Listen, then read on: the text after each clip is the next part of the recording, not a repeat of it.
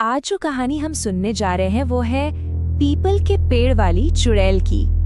जो कोई भी ये कहानी रात के अंधेरे में सुन रहा है तो एक बात हमेशा याद रखना, कभी भी, खासकर रात के 3 बजे के बाद, किसी भी सुनसान रास्ते से अकेले गुजरने की गलती मत करना, क्योंकि कहते हैं उस वक्त कुछ ऐसी चीजें जाग जाती हैं जिन्हें सोया ही रहना चाहिए। तो हमारी ये कहानी ऐसे ही एक सुनसान रास्ते से शुरू होती है। कहानी का किरदार है अर्जुन। शहर में नौकरी करता था और काम की वजह से अक्सर उसे घर लौटते लौटते देर रात हो जाती थी। उस रात भी घड़ी में 2:45 बज रहे थे। सड़क पे ऐसा सन्नाटा था जैसे पूरी दुनिया सो चुकी हो। चारों तरफ सिर्फ घना अंधेरा था और पेड़ों की परछाइयां सड़क पर ऐसे हिल रही थी मानो कोई रेंग रहा हो।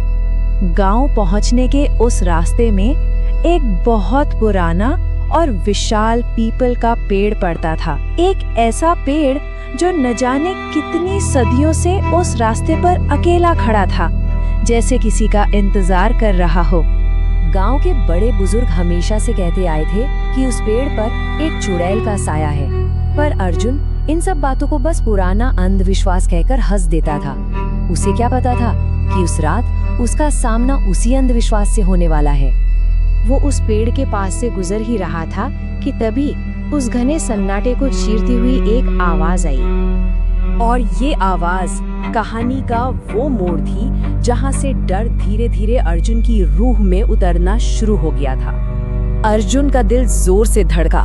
उसने फौरन पीछे मुड़कर देखा, मगर वहाँ दूर दूर तक कोई नहीं था, सिर्फ सन्नाटा और वो गहराता हुआ अंधेरा। उसने हिम्मत जुटाकर अपनी कांपती हुई आवाज में चिल्लाया, कौन है वहाँ? उसकी आवाज पेड़ों से टकराकर गूंजी और फिर सब शांत हो गया।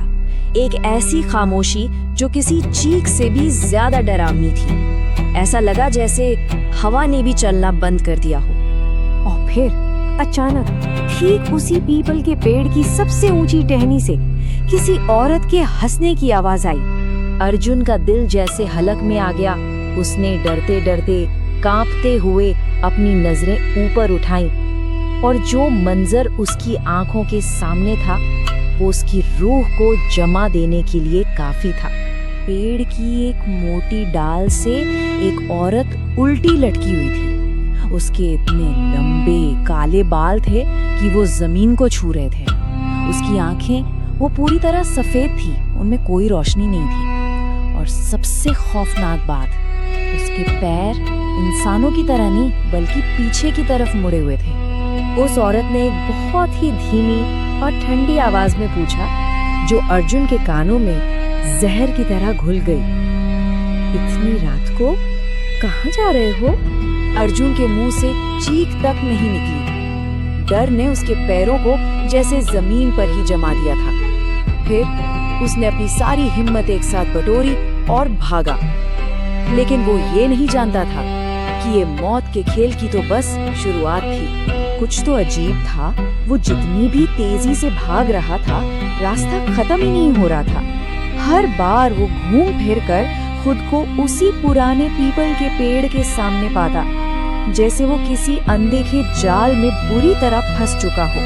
तभी उस चुड़ैल की आवाज उसके चारों तरफ से गूंजने लगी। 30 साल पहले उसने कहा, ठीक इसी जगह कुछ लोगों ने मुझे बहुत बेरहमी से मार दिया था। और उस दिन से उसकी आवाज में एक भयानक हंसी थी। जो भी इस रास्ते पर रात में आता है वो यहाँ से कभी वापस नहीं जाता। उस रात अर्जुन के साथ जो भी हुआ उसका अंजाम वाकई बहुत भयानक था। अगली सुबह जब अर्जुन घर नहीं पहुंचा तो गांव वालों ने उसे ढूंढना शुरू किया।